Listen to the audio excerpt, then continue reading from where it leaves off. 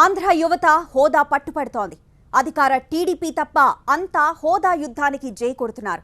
జనసేనాని కేంద్రాన్ని ఢీ కొడుతుంటే వైసీపీ నేత జగన్ కూడా సీన్లోకి ఎంటర్ అయ్యారు. అరెస్ట్లకి భయపడేది లేదని స్టేటస్ ఫైట్లో స్వయంగా తానే పాల్గొంటానని స్పష్టం చేశారు జగన్. మరోవైపు తెలంగాణ నేతలు కూడా ఏపీ హోదాకి మద్దతు పలుకుతున్నారు. తాజాగా టీఆర్ఎస్ ఎంపీ కవిత పోరాటంలో కలిసి నడుద్దామని పిలుపునిచ్చారు. ఈ పోరాటంలో మెడల్స్ ఉండవు, గుర్తింపు ఉండదు. చరిత్రలో మనం ఉన్నా లేకపోయినా విశాఖపట్నం భవిష్యత్తులో, భారతదేశ భవిష్యత్తులో మనం నిలిచిపోతాం.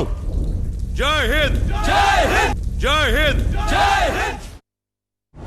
ఈ పోరాటంలో మెడల్స్ ఉండవు, గుర్తింపు ఉండదు. చరిత్రలో మనం ఉన్నా లేకపోయినా విశాఖపట్నం భవిష్యత్తులో, భారతదేశ భవిష్యత్తులో మనం నిలిచిపోతాం. జై హింద్, జై హింద్, జై హింద్, జై హింద్. ఈ పోరాటంలో మెడల్స్ ఉండవు, గుర్తింపు ఉండదు. చరిత్రలో మనం ఉన్నా లేకపోయినా విశాఖపట్నం భవిష్యత్తులో, భారతదేశ భవిష్యత్తులో మనం నిలిచిపోతాం. జై హింద్, జై హింద్, జై హింద్.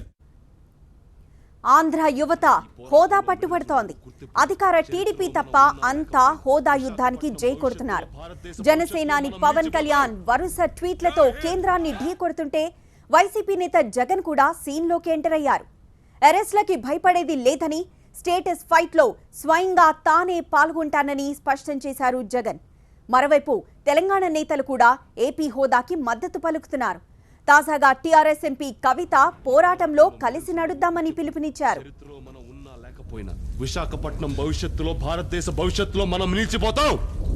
జై హింద్, జై హింద్, జై హింద్, జై హింద్.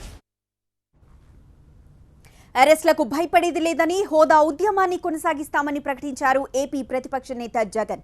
రేపు విశాఖలో జరిగే కొవ్వొత్తుల ర్యాలీలో తానే స్వయంగా పాల్గొంటానని చెప్పారు. విద్యార్థులపై కేసులు పెడతానంటున్న సీఎం చంద్రబాబునే ముందు జైల్లో పెట్టాలని వ్యాఖ్యానించారు జగన్. కేంద్ర రాష్ట్ర ప్రభుత్వాలకు 3 ఏళ్ల సమయం ఇస్తున్నామని, వచ్చే జూన్లోపు హోదా ఇవ్వకపోతే ఎంపీలతో రాజీనామా చేయిస్తామని ప్రకటించారు జగన్. దారుణంగా యువకులు ఎవరైనా యువబేరీ లాంటి మీటింగులకు అటెండ్ అయినా కూడా పీడీ కేసులు పెట్టండి అని చెప్పి చంద్రబాబు నాయుడు గారు నోట్లో నుంచి సాక్షాత్తు చెప్పడం అంటే, అసలు పీడీ కేసు అంటే ఏమిటో చంద్రబాబు నాయుడు గారికి తెలుసా అని అడుగుతా ఉన్నా. ఇదే ముఖ్యమంత్రి గారిని, ఇటువంటి ముఖ్యమంత్రిని, ఇటువంటి రాష్ట్ర ప్రయోజనాలను తాకట్టు పెడుతూ తన సొంత ప్రయోజనాల కోసం రాష్ట్రాన్ని అమ్మేసే ఇటువంటి ముఖ్యమంత్రి మీద టాడా కేసు పెట్టకూడదా అని చెప్పి నేను గట్టిగా అడుగుతా ఉన్నా. అసలు ఈ మనిషిని ఫస్ట్ బొక్కలో పెట్టాలి. పిల్లల్ని కాదు పెట్టాల్సింది. రాష్ట్ర ప్రయోజనాలను సొంత ప్రయోజనాల కోసం తాకట్టు పెడతా ఉన్న ఇటువంటి వ్యక్తిని ఫస్ట్ తీసుకొని పోయి జైల్లో పెట్టాలి. చంద్రబాబు నాయుడు గారికి గట్టిగా మరొకసారి డిమాండ్ చేస్తూ ఉన్నాం, ప్రశాంతంగా జరిగించండి. ఇన్ఫ్యాక్ట్ చంద్రబాబు నాయుడు గారికి ఇంకొకటి కూడా చెప్తా ఉన్నాం, విశాఖపట్నంలో జరిగే ర్యాలీలకి, ఇప్పుడు క్యాండిల్ లైట్ ర్యాలీకి నేను కూడా పార్టిసిపేట్ చేస్తానని కూడా చంద్రబాబు నాయుడు గారికి ఈ సందర్భంగా కూడా చెప్తా ఉన్నా. అరెస్ట్ చేస్తాము, ఇంకొకటి చేస్తాము అని అంటే మీ ఇష్టానికే విడిచిపెడుతున్నాను. నేను విశాఖపట్నం రేపు సాయంత్రం బయలుదేరి నేనే విశాఖపట్నంకు పోతాను. నేను కూడా విశాఖపట్నం ర్యాలీలో, క్యాండిల్ లైట్ ర్యాలీలో నేను కూడా పార్టిసిపేట్ చేస్తానని చెప్పి కూడా గట్టిగా చంద్రబాబు నాయుడు గారికి ఇవాళ గట్టిగా కూడా చెప్తా ఉన్నాను. నిజంగా అరెస్ట్ చేస్తాము అని అంటే చేయండి. ప్రజాస్వామ్యంలో ఉన్నాం. ప్రతిపక్ష నాయకుడు ప్రజాస్వామ్యబద్ధంగా శాంతియుతంగా క్యాండిల్ లైట్ ర్యాలీలో పార్టిసిపేట్ చేయడానికి పోతూ ఉంటే, క్యాండిల్ లైట్ ర్యాలీలో పార్టిసిపేట్ చేయడానికి పోతూ ఉంటే మీరు దాన్ని ప్రత్యేక హోదాను కాలరాస్తూ అరెస్టు చేయాలని చెప్పి మీరు నిర్ణయం తీసుకుంటే అది మీ వ్యక్తిగత నిర్ణయానికి నేను వదిలేస్తున్నాను. చంద్రబాబు నాయుడు గారిని కూడా క్యాండిల్ లైట్ ర్యాలీకి పార్టిసిపేట్ చేయమని చెప్తా ఉన్నా. అందరం కలిసి ఢిల్లీకి పోదాం. చంద్రబాబు నాయుడు గారిని డెలిగేషన్ తీసుకొని పోదాం. పోయేదానికి సిద్ధంగా ఉంటే రమ్మని చెప్పి కూడా నేను ఆహ్వానిస్తూ ఉన్నా. నేను కూడా చంద్రబాబు నాయుడు గారితో వస్తా. రావడమే కాకుండా అక్కడ కానీ ఢిల్లీ వాళ్ళు కానీ ఒప్పుకోకపోతే చంద్రబాబు నాయుడు గారిని గట్టిగా చెప్తా ఉన్నాం, తన మంత్రులను, కేంద్రంలో ఉన్న తన మంత్రులను ఉపసంహరించుకోమని చెప్పండి. అందరి ఎంపీల చేత రాజీనామా చేయిద్దాం.